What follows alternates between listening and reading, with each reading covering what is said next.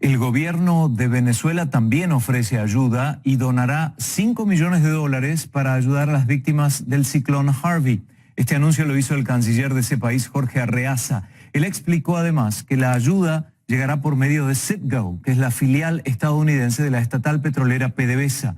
El anuncio se produce a menos de una semana de que el gobierno de Estados Unidos aplicara sanciones financieras en contra del gobierno de Nicolás Maduro.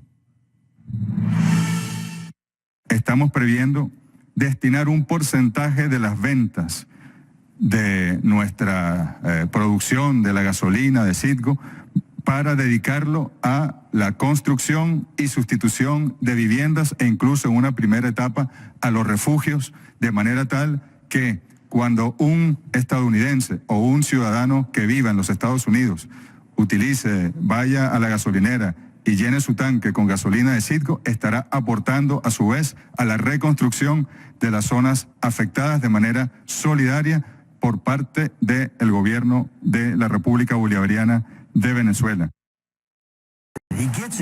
El canciller dijo además que el gobierno de Venezuela pondrá a disposición de la Embajada de Estados Unidos en Caracas insumos, rescatistas y hasta personal médico para ayudar en medio de esta tragedia. El anuncio, por supuesto, generó reacciones. El gobernador de Miranda, Enrique Capriles, dijo que la medida causa indignación entre los venezolanos frente a la crisis humanitaria que vive su propio país. Denunció que el gobierno de Maduro solo intenta congraciarse ante la opinión pública internacional. Para tratar de lavarse la cara, $5 millones, no porque le importe, no es por un tema de solidaridad, para tratar de lavarse la cara en la comunidad internacional, para hacer politiquería con la única intención, porque ha demostrado hasta el cansancio que la vida de su propio país, la vida de los venezolanos no le importa, menos le va a importar lo que puedan estar viviendo otros países. Aquí en Venezuela todavía de la tormenta Brett, usted encuentra en algunas comunidades personas damnificadas que viven en viviendas de latón, de cartón, que son personas damnificadas de la tormenta Brett del año 1993. Ya que hablamos de Venezuela, según un reporte de Naciones Unidas, el gobierno de este país aplica una política de represión contra la disidencia de Venezuela para frenar las manifestaciones.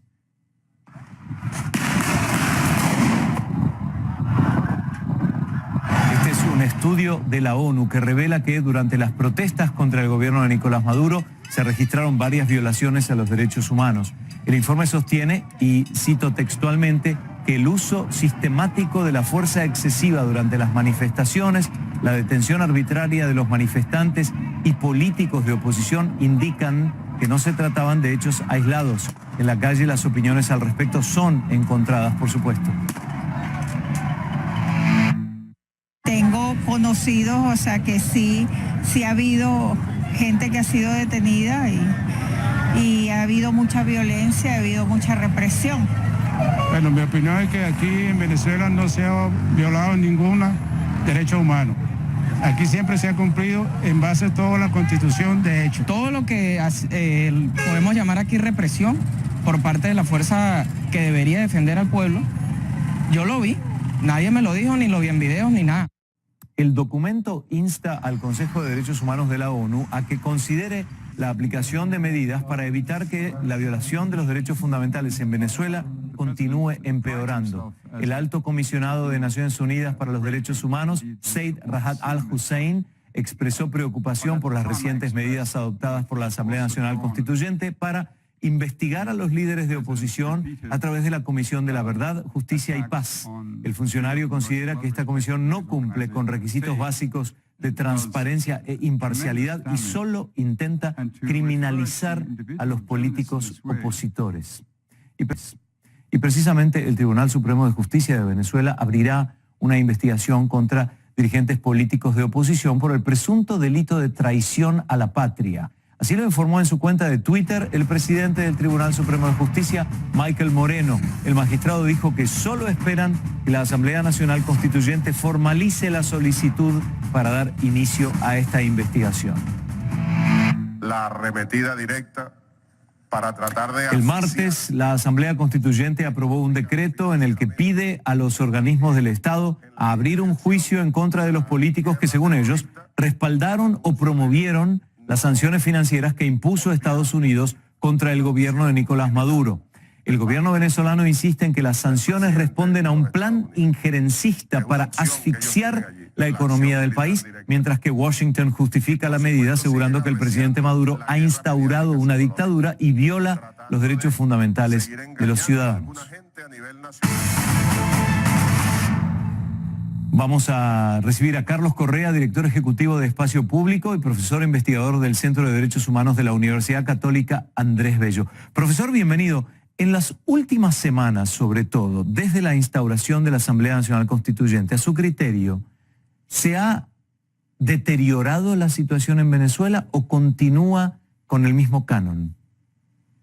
No, bueno, en líneas generales la mera apertura de un proceso de discusión, de una ley que básicamente pretende supuestamente proteger en términos de paz, pero es una ley contra el discurso de odio, ha aumentado las alarmas de manera importante. Además, el cierre de 2 estaciones de radio en la ciudad de Caracas, más la salida del aire de 2 canales internacionales, las cableoperadoras, por supuesto que han agudizado y han de alguna manera activado las alarmas en relación a cuál es el futuro de la libertad o los espacios de libertad que quedan en Venezuela. Usted menciona la libertad de expresión o la falta de libertad de expresión en Venezuela con el cierre de estos canales de comunicación, que no es el primero, porque ya en la época de Hugo Chávez existieron cierres importantes. Nosotros particularmente, CNN, fuimos víctimas de lo mismo.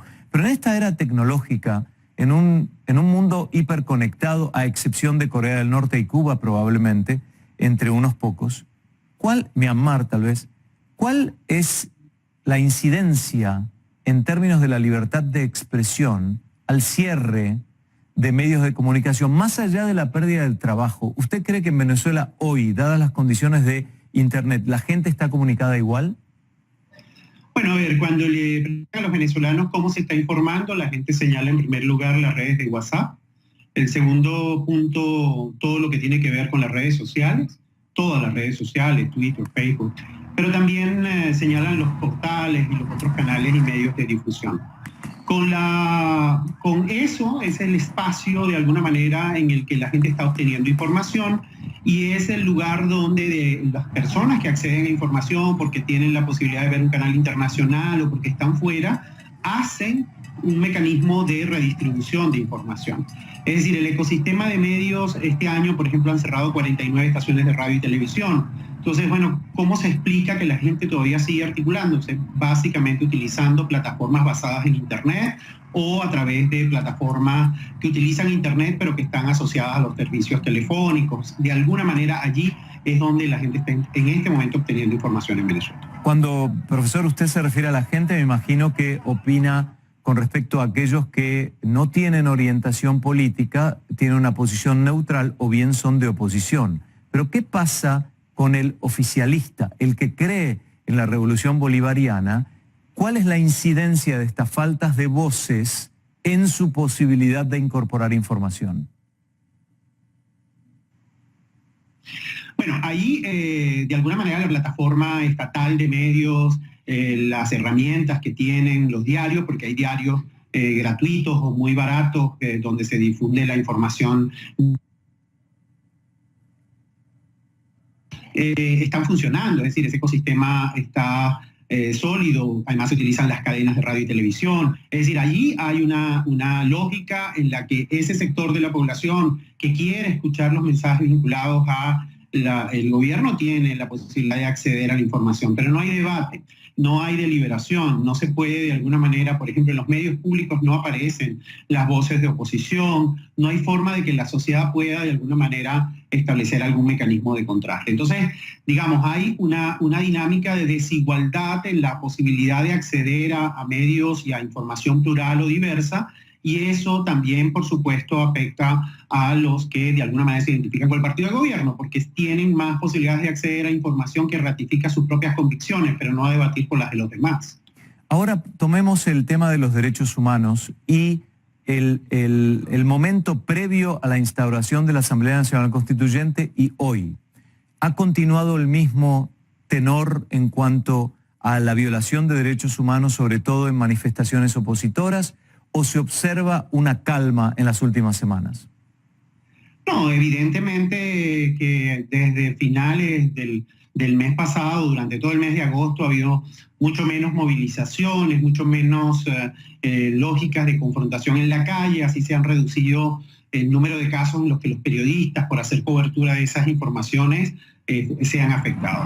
Creo que lo que ha venido es la amenaza de una nueva regulación, la lógica de criminalización desde algunos actores políticos, especialmente alcaldes y otros líderes políticos, o amenaza de criminalizar a potenciales candidatos de la oposición que quieran participar en las próximas elecciones regionales. Es decir, hay una dinámica en la que hay menos activismo de calle, mucha más lógica de violencia institucional y también, por supuesto, lo que ha venido ocurriendo con el cierre de medios, y no solo el cierre de medios, sino la asignación de esas nuevas frecuencias a actores cercanos al gobierno. Finalmente, la voz internacional, ¿cuán importante es hoy, por ejemplo, con este informe de la ONU diciendo que hay un sistemático ataque y una erosión a los derechos humanos en Venezuela en las manifestaciones multitudinarias? ¿Hay un desfasaje de tiempo o estamos hablando de que realmente el compromiso de la comunidad internacional continuará adelante y es en forma constante para lograr un objetivo?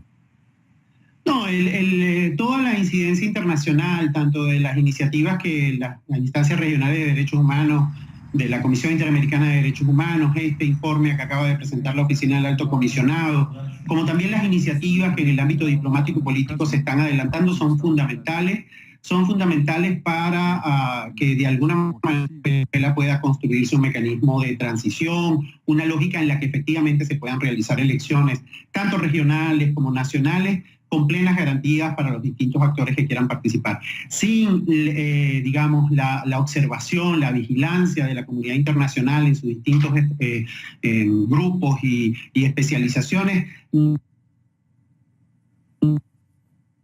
que efectivamente en Venezuela podamos avanzar a una resolución pacífica del grave conflicto que vivimos. Muchísimas gracias a Carlos Correa, director ejecutivo de Espacio Público. Buenas tardes, profesor.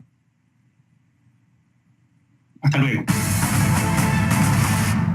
Porque donantes también hemos escuchado de muchísimos personajes, incluso del mundo deportivo o del espectáculo. Pero también entre los donantes, una subsidiaria del gobierno venezolano, Citgo. Citgo opera, por cierto, la refinería en Corpus Christi, Texas, con capacidad para procesar unos 157,000 barriles de petróleo diarios. Y bueno, esta donación levantó la ceja porque ocurre a días de que el gobierno venezolano sufriera una nueva ronda de sanciones desde Washington que le prohíben, entre otras cosas, repatriar ganancias de Citgo desde a Caracas. Todo esto cuando Venezuela además reporta reservas internacionales en mínimos de 15 años en Venezuela, con vencimientos además de pagos que tiene el gobierno de Venezuela próximos. Y sobre este anuncio de esta donación, que no ha sido la única este año, el canciller Jorge Arreaza dijo que enviará una carta al encargado de negocios de los Estados Unidos para poner a disposición insumos en un país con alto desabastecimiento, y también poner a disposición brigadistas y médicos.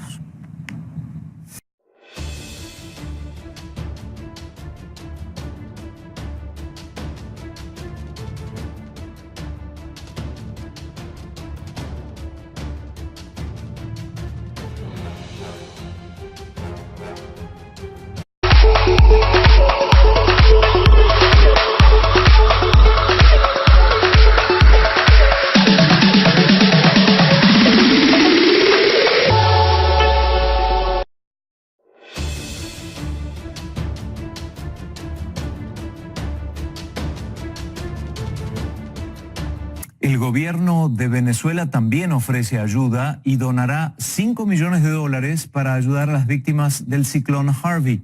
Este anuncio lo hizo el canciller de ese país, Jorge Arreaza. Él explicó además que la ayuda llegará por medio de Citgo, que es la filial estadounidense de la estatal petrolera PDVSA. El anuncio se produce a menos de estadounidense o un ciudadano que viva en los Estados Unidos, vaya a la gasolinera, y llene su tanque con gasolina de Citgo, estará aportando a su vez a la reconstrucción de las zonas afectadas de manera solidaria por parte del gobierno de la República Bolivariana de Venezuela. El canciller dijo además que el gobierno de Venezuela pondrá a disposición de la Embajada de Estados Unidos en Caracas insumos, rescatistas y hasta personal médico para ayudar en medio de esta tragedia. El anuncio, por supuesto, generó reacciones. El gobernador de Miranda, Enrique Capriles, dijo que la medida causa indignación entre los venezolanos frente a la crisis humanitaria que vive su propio país. Denunció que el gobierno de Maduro solo intenta congraciarse ante la opinión pública internacional. Para tratar de lavarse la cara, $5 millones, no porque... Una semana de que el gobierno de Estados Unidos aplicara sanciones financieras en contra del gobierno de Nicolás Maduro. Estamos previendo destinar un porcentaje de las ventas de nuestra producción de la gasolina de Citgo para dedicarlo a la construcción y sustitución de viviendas e incluso en una primera etapa a los refugios, de manera tal que cuando un Estado... importe, no es por un tema de solidaridad, para tratar de lavarse la cara en la comunidad internacional, para hacer politiquería con la única intención, porque ha demostrado hasta el cansancio que la vida de su propio país, la vida de los venezolanos no les importa, menos le va a importar lo que puedan estar viviendo otros países. Aquí en Venezuela todavía de la tormenta Brett, usted encuentra en algunas comunidades personas